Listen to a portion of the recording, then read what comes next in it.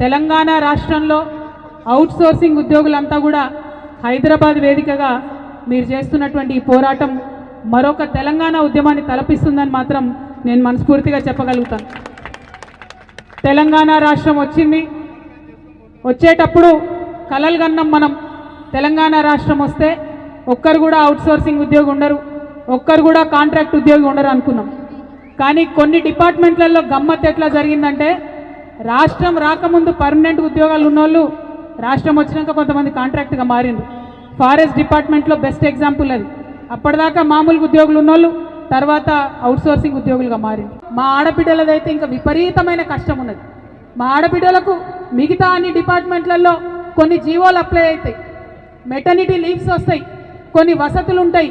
కానీ అవుట్ సోర్సింగ్లో ఉన్నటువంటి ఆడబిడ్డలు ఎవరికి కూడా కనీసం ఆ జీవోలు కూడా అప్లై అయ్యే పరిస్థితి లేదు.